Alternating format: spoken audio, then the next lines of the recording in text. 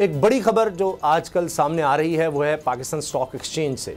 Pakistan stock exchange ने record पर record बनाए और मुसलसल नज़र आ रहा था कि दुनिया भर में नाम बन रहा है कि जी पाकिस्तान स्टॉक एक्सचेंज, जहाँ पर तमाम बड़े बड़े बिजनेसेस, बड़ी कंपनीज जो हैं वो रजिस्टर्ड होती हैं, उनके शेयर्स के वहाँ पर फैसले हो रहे होते हैं कि जी किस तरफ जा रहा है मामला। तो एक इंडिकेटर ज़रूर होता है एक मुल्क की मईशत का कि बड़ी बड़ी कंपनीज किस तरफ जा रही हैं, कितना इंटरेस्ट है वहाँ पर, और फिर फॉरेन इन्वेस्टमेंट भी इस तरह आ रही होती है उनके शेयर्स खरीदने के लिए। तो ये एक हेल्दी साइन था, एक बड़ा ज़बरदस्त हमें नज़र आ रहा था कि शायद कॉन्फिडेंस बिल्ड हो रहा है।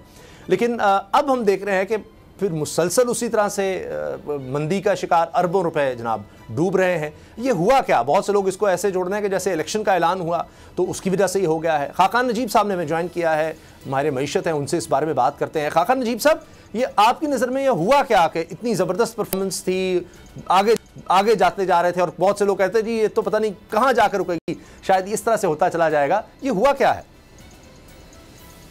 उसामा, जो स्टॉक मार्केट के हिस्सेस हैं वो दो चीज़ों पे ट्रेड करते हैं, एक फंडामेंटल्स पे और एक मार्केट सेंटिमेंट पे।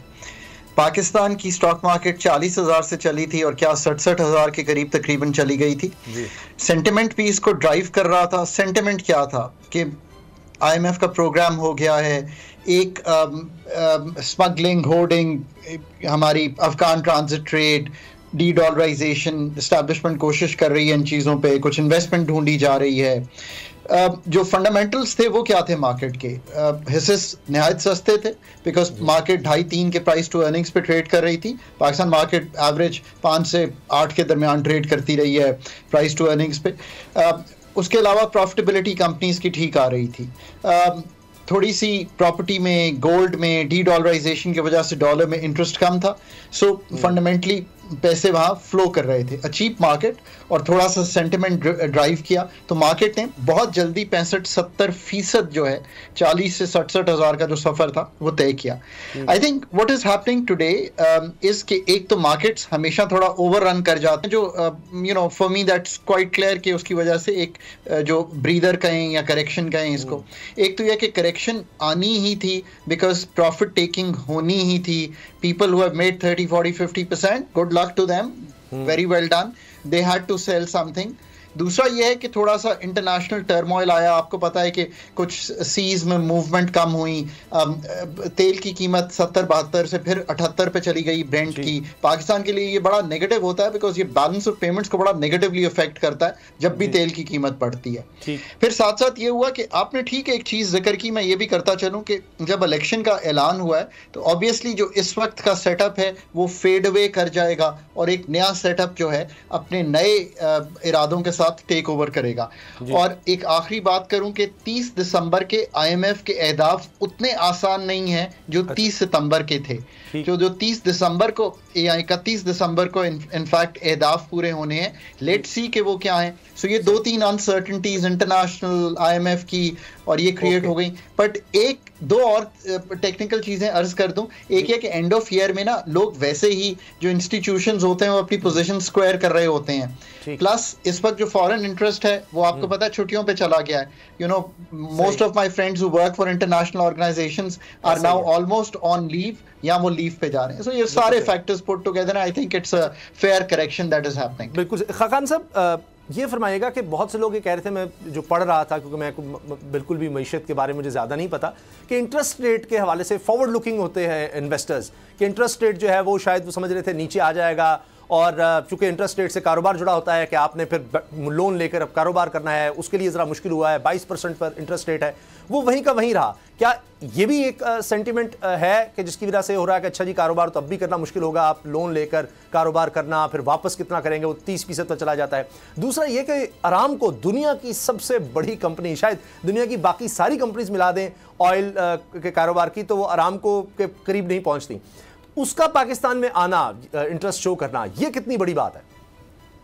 सो I was in the camp कि इंटरेस्ट रेट को मेंटेन करना चाहिए यहाँ पे, इसलिए कि इन्फ्लेशन जिस मुल्क में 29% पे हो, एवरेज इन्फ्लेशन इस साल की 28% पे हो, नेगेटिव है रियल इंटरेस्ट रेट, और डिमांड को कम, इन्फ्लेशन को कम करने की भी रखना है। इसलिए भी रखना है उसामा कि करंट अकाउंट जो आपका संभला है वो इसीलिए संभला है कि गाड़ियां अगर कम बिक रही हैं तो क्यों कम बिक रही हैं, इसलिए कि इंटरेस्ट रेट ज़्यादा है, लोग फाइनेंस नहीं कर पा रहे, डिमांड को तोड़ा है तो इंपोर्ट टूटी है, तो करंट अकाउंट संभला है। ये बहुत इंपॉर्टेंट है समझना, तभी रुपए की तकवीत आपको डॉलर के इव्स नजर आ रही है, प्लस इन्फ्लेशनरी ट्रेंड भी इससे कम होता है। सो एक तो ये बात on a forward looking basis I think कि इन्फ्लेशन की पीक से गुजर रहे हैं। मैं बड़ा केयरफुली ये कहता हूँ बिकॉज किसी वक्त भी एडमिनिस्ट्रेटिव जो कीमतें हैं जिसमें एनर्जी की कीमतें हैं वो तब्दील हो जाती हैं, कोई ऐसी एनुअल रीबेसिंग के बाद क्वार्टरली फ्यूल प्राइस ऐसी एडजस्टमेंट्स आ जाती हैं, बट लग ये रहा है कि we are at the peak.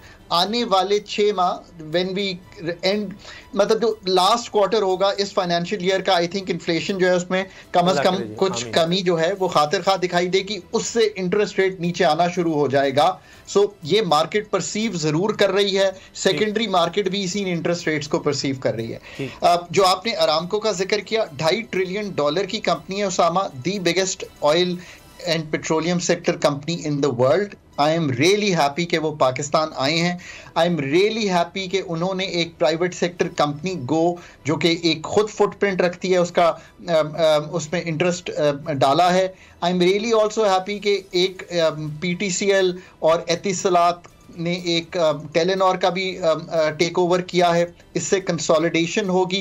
Consolidation के कई दफ़ा फ़ायदे भी होते हैं। इंडिया और US में भी टेलीकॉम सेक्टर में जब कंसोलिडेशन हुई तो एक ही टावर जो था वो जो कंपनी यूज़ कर रही थी वो एक ही यूज़ करती रही, बिकॉज कंसोलिडेशन की वजह से उसे 2 कंपनियों को 2 टावर नहीं इस्तेमाल करने पड़े। ये मैं एक मिसाल आसान दे रहा हूँ, बट इससे थोड़ा कंपटीशन भी हर्ट होता है, तो PTA का रोल जो है वो ज़्यादा कलीदी होगा। सो कुछ बढ़ रहे हैं इस तरफ, और भी उम्मीद करते हैं कि SIFC अपना काम कर रही होगी।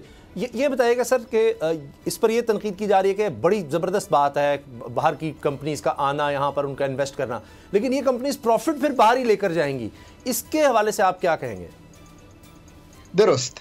सो अब जो इन्वेस्टमेंट पाकिस्तान में हमने लानी है वो हमने इस तरह की लानी है कि ये कंपनीज यहाँ आकर ऐसा तो ना करें कि पाकिस्तान का ही पानी निकाल कर पाकिस्तान में ही बॉटल कर कर पाकिस्तान में ही बेच कर और वही डॉलर में अपने डिविडेंड्स वापस ले जाएं। That's not a sensible thing to do. आप चाहते हैं कि ऐसी इन्वेस्टमेंट आए जो ठीक है रेकोडेक में आकर खोदे, फिर वो मिनरल्स एक्सपोर्ट हों और फिर उससे जो वो भी कमाई करें वो भी बाहर ले जा सकें। एग्रीकल्चर में ऐसी इन्वेस्टमेंट आए जो एग्रीकल्चर को बूस्ट दे लोकली भी और हम एक्सपोर्ट भी कर सकें। सो एक्सपोर्ट ओरिएंटेड इन्वेस्टमेंट लाना FDI, ये पाकिस्तान के लिए टेक्निकली समझना ज़रूरी है। या ऐसी इन्वेस्टमेंट लाना जो पाकिस्तान के एग्रीकल्चर के पैदावार को लेट से यहाँ से अगर 1 से 1.5 गुना कर देती है तो मैं बहुत खुश हूँगा। हमारी यूनिवर्सिटीज़ में बहुत ज़रूरत है कि ऐसे इसातिज़ा आएँ जो रिसर्च करा सकें। तो अगर ऐसी टेक्निकल इन्वेस्टमेंट आती है पाकिस्तान में, कोई मैनेजमेंट नो हाउ आता है, ये बात आपने बहुत इंपॉर्टेंट की है। You want investment in terms of FDI, but ऐसी इन्वेस्टमेंट जो पाकिस्तान की पैदावारी सलाहियत को बढ़ाए या एक्सपोर्ट करे। इन 2 चीज़ों के अलावा ये जो मैंने जैसे पानी की एक मिसाल आपको दी, आप इससे समझ गए होंगे कि that is not a good investment for Pakistan. So बिल्कुल, इसलिए मैं कहता हूं कि BOI और SIFC को बहुत समझदारी से और ये समझते हुए कि पैदावारी सलाहियत को बढ़ाते हुए पाकिस्तान को आगे चलना है। FDI for the sake of FDI नहीं करना। एंड चूंकि वो एग्रीकल्चर में कोशिश कर रहे हैं, मादनियात में कोशिश कर रहे हैं, ITES में कोशिश कर रहे हैं और डिफेंस में, ये सही जगह हैं, बिकॉज इसमें डिफेंस में भी एक्सपोर्ट का पोटेंशियल जो है वो काफ़ी है। अच्छा सर, लास्ट में हम सुन रहे हैं जी प्राइवेटाइजेशन और ये करनी है, दिहाइयों से सुन रहे हैं, कहीं हमने की और उसका हमने बहुत फ़ायदा लिया, बैंक्स का हमने देखा। PIA का ऐसा लग रहा था कि पहला है स्टॉक, सॉरी जो पाकिस्तान स्टील मिल है उसको तो बिल्कुल ही पीछे डाल दिया गया। फवाद हसन फवाद ने कह दिया जी वो तो अभी मामला ही नहीं है। हम तो सर अभी तक स्टार्ट नहीं ले पा रहे। PIA का भी बड़ा ऐसा लग रहा है कि आगे बढ़ते हैं लेकिन फिर उसके बाद कोई खबर आगे बनती नहीं है। सो आप दुरुस्त फरमा रहे हैं। एक तो ये है कि मैं उस कैंप में फॉल करता हूं कि दो मिसालें मैं पाकिस्तान की हमेशा कामयाबी की मिसालें देने की कोशिश करता हूं। टेलीकॉम सेक्टर की प्राइवेटाइजेशन, आपने तो कभी कंप्लेन नहीं ना किया कि आपका मोबाइल का बिल ज़्यादा आता है या मोबाइल काम ठीक नहीं करता। आप हमेशा कंप्लेन करते हैं कि बिजली चली जाती है, बिजली महंगी भी है, घर में भी हीटिंग के लिए भी महंगी है, हर चीज़ के लिए महंगी है। देख लीजिए कि दोनों सेक्टर्स में कौन सा सेक्टर प्राइवेट सेक्टर चला रहा है और कौन सा सेक्टर सरकार की तहवील में। सो बी क्लियर, PIA जो है एक ऐसी एयरलाइन है जिसको हम चला सकते थे, मैं ये नहीं कहता कि नहीं चला सकते थे। एविएशन पॉलिसी से लेकर एक बैड मैनेजमेंट लाने तक हमने हर ऐसा काम किया कि पिछले साल उसका एक बहुत बड़ा खसारा हुआ, इस साल 100-150 अरब का खसारा दिखाई दे रहा है। पर प्राइवेटाइजेशन पे अभी भी तब सीरियस होंगे जब मैं प्राइवेटाइजेशन कमीशन को बहुत ही फाल पाऊंगा।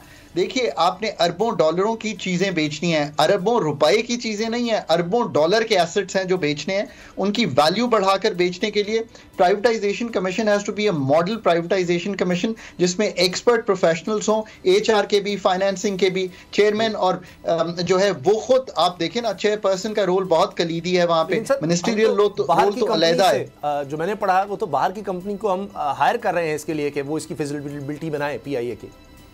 हमने हमेशा यही काम किया है ना कि हम हमेशा रिलाई करते हैं ऑन फॉरेन एक्सपर्ट एडवाइस, चाहे वो टैक्स को ठीक करना हो या PIA की का ये काम करना हो। ठीक है, अब वो एक FA हायर हुआ है, वो इस काम को कर रहा है, उस काम को देखना भी तो हमारा काम है ना कि वो काम कितना हुआ है। 2016 में भी हम ये एफर्ट शायद कर चुके हैं, तब भी एक कंसोर्शियम आई थिंक DIB के अंडर बना था और उन्होंने ये फैसला किया था कि इसको PIA 1 PIA 2 बना दें। ये भी बड़ा आसान फैसला है कि बैड जो डेट्स हैं वो कहीं और डाल दें, एक क्लीन कंपनी रखें, उसके एयर सर्विस एग्रीमेंट्स, पाकिस्तान के लैंडिंग राइट्स जिनकी असल वैल्यू है उनको बेचने की कोशिश करें कि आप 94 रूट्स हैं या समथिंग लाइक दैट, और कुछ जो 15 से 20 प्लेन्स हैं। सो लेट्स सी, देखिए अभी तो हमने सरफेस को स्क्रैच करना शुरू किया है, अभी एनर्जी पे तो हमने फैसला भी नहीं किया कि उसकी प्राइवेटाइजेशन कैसे होगी। There is a long way to go, so but let's make the privatization commission a really good professional privatization commission. That's very important. मैं आपसे एग्री करता हूं सर, क्योंकि हमने तो अभी एनर्जी का भी देख क्या करना है, सब यही कह रहे हैं एक्सपर्ट साहब जैसे कि उसको भी हमें एक मॉडल बनाना पड़ेगा कि बायर का, कि आप इसी तरह प्राइवेट कंपनी से आप बिजली जो है वो ख़रीद सकें, तभी ये बिजली के मामला भी सर्कुलर डेटा है बढ़ता चला जा रहा है, इसको भी हम तब बेहतर कर सकें। कहीं से आगाज़ तो करना है कि एक प्रोफेशनलिज्म आ सके इन डिपार्टमेंट्स भी जो सफ़ेद हाथी बन चुके हैं। जितने इस तरह के बड़े बड़े हम देख रहे हैं इदारे, वो सब सफ़ेद हाथी बने हुए हैं, अरबों रुपया सालाना हमारा सिर्फ उन पर खर्च हो जाता है। खाकर नजीब साहब, बहुत बहुत शुक्रिया आपके वक्त का सर। सब्सक्राइब करें और बेल दबाएं ताकि कोई खबर रह न जाए।